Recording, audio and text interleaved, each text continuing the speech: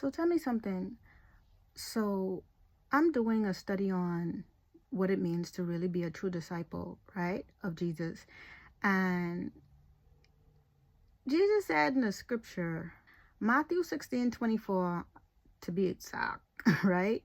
Like he said, if anyone chooses to be my disciple, if anyone wishes to be my disciple, he must firstly deny himself, take up his cross, and follow me, right? Now, this whole following me thing, it comes, how do I put it? Precautions. That means that you have a willingness to endure whatever may come, right? You also have to conform to his way of living. Now, this also can mean, and he's saying this boldly, like this also mean that you can deny yourself to the point where death can be involved because of you suffering for the sake of his name.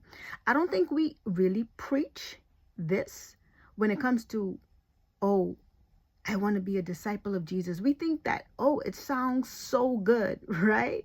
Like, it sounds so good to be a follower of Jesus. But do we truly know what it means to deny ourselves? To deny yourself means to set aside your selfish nature, point blank, like nothing else. Like, you have to be concerned about others. You got to be selfless towards them. You got to have some form of humility. You got to prioritize people. You know what it is to prioritize someone and you exhausted? Like, life already lifing for you, but you got to turn around and prioritize others above you because it ain't necessarily about you. It ain't necessarily about you, but it's about helping others grow. You got to resist temptation, like denying your flesh. Do you know how hard that is? To die daily, it's literally a renewing of the mind kind of thing, all right? To take up your cross and to follow him. Now, this what got me. This really what got me. So, Paul, he is a real MVP when it comes to being a disciple. Dude say he got beaten on 5 different accounts, 39 lashes each. He didn't experience what it is to be shipwrecked. He experienced what it is to be stoned. Dude was thrown in prison on several accounts. He know what it is literally to travel, right?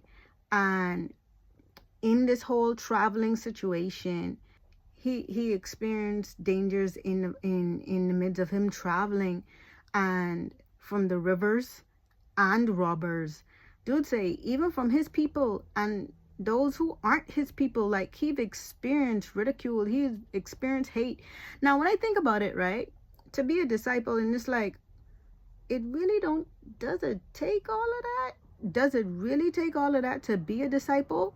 That's what they went through back then, and they were radical for their faith. You know what it is to be stoned, and you survived being stoned? Stephen didn't survive being stoned for the sake of the gospel. He was stoned to death. Paul survived being stoned, and look what he got out of it at the end of it. 13 letters in the New Testament, 13 books he wrote. So my thing is, when you want to be out there saying that I'm being discipled and I'm a disciple of Jesus and I'm an apprentice, like, think about it.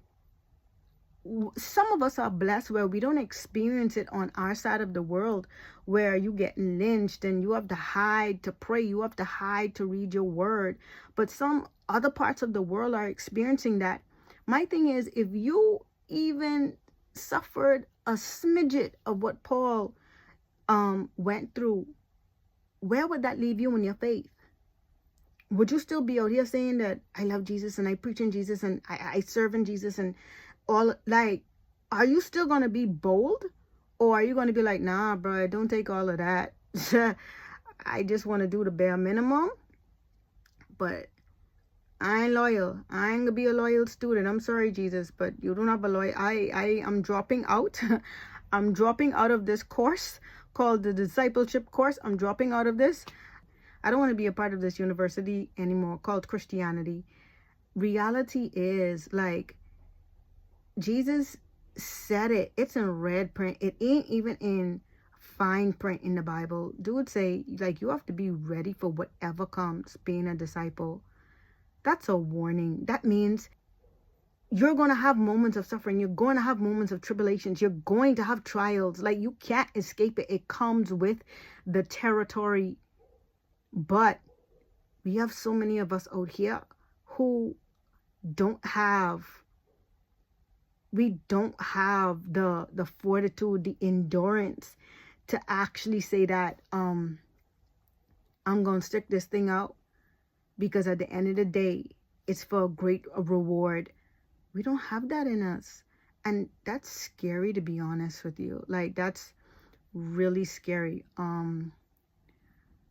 But I will say this. I pray that there is a generation that's raising up that say, come hell or high water, rain or shine, homeless or not, if I gotta die, if I gotta be ridiculed, if I gotta go through all of this just to prove that God is real, then so be it.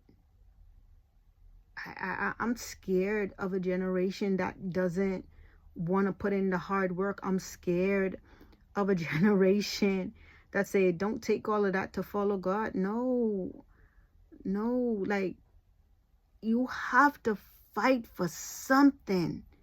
Everything can't be easy. There has to be a fight in order for there to be a great reward. There has to be some form of a fight in order for you to see victory. So my prayer is, like, there are some radical folk out there to say that, you know what, I'm going to be a true disciple. I'm going to study to show myself approved. And when others see me, that they're going to be able to say, you know what, that person right there, that's a real one.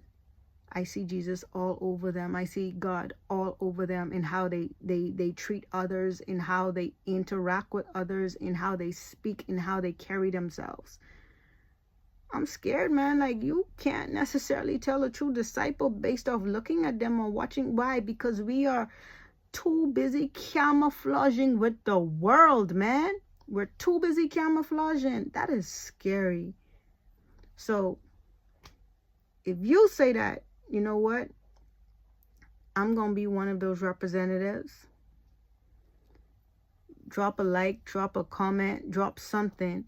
Let me know that there are more of us out there that's willing to do what it takes for the sake of the gospel. Peace out.